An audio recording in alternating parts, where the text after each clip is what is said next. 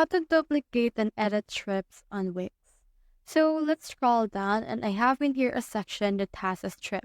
So we have in here this strip right here. If you want to duplicate it, just head over and then click on that particular strip, and then just right click on it, click on copy, and then proceed to whichever you want it pasted.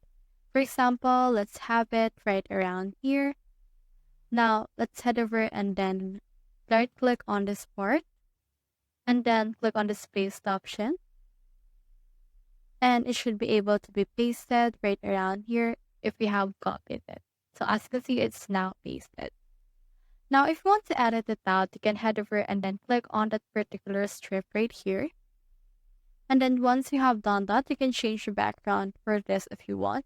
You can also put in here some background scroll effects, change the layout, shape dividers, stretch it out, or anything that you want to do with it. So that's how you duplicate and edit strips on WIX. Hope we helped.